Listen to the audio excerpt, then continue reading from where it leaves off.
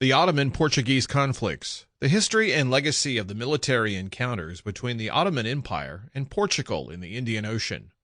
Written by Charles River editors. Narrated by Steve Knupp.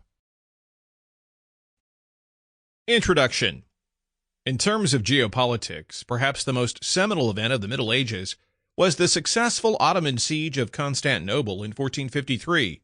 The city had been an imperial capital as far back as the 4th century, when Constantine the Great shifted the power center of the Roman Empire there, effectively establishing two almost equally powerful halves of antiquity's greatest empire.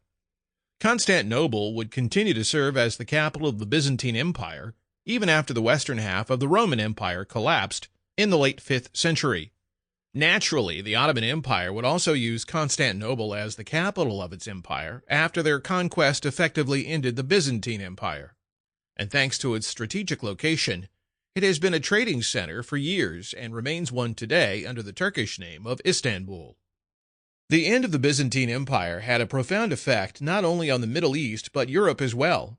Constantinople had played a crucial part in the Crusades, and the fall of the Byzantines meant that the Ottomans now shared a border with Europe.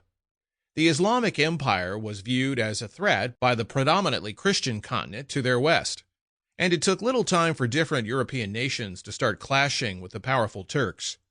In fact, the Ottomans would clash with the Russians, Austrians, Venetians, Polish, and more before collapsing as a result of World War I, when they were part of the Central Powers. The Ottoman conquest of Constantinople also played a decisive role in fostering the Renaissance in Western Europe. The Byzantine Empire's influence had helped ensure that it was the custodian of various ancient texts, most notably from the ancient Greeks, and when Constantinople fell, Byzantine refugees flocked west to seek refuge in Europe. Those refugees brought books that helped spark an interest in antiquity that fueled the Italian Renaissance and essentially put an end to the Middle Ages altogether.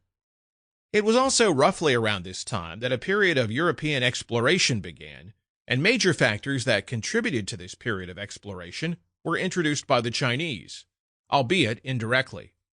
The magnetic compass had already been developed and used by the Chinese sailors since the 12th century, although it had first been created in the 3rd century BCE as a divination device.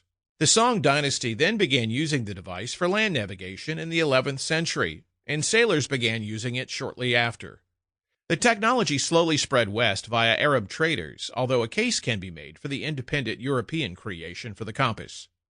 Regardless, by the 13th century, the compass had found its way to Western traders, coming at a... Sample complete. Ready to continue?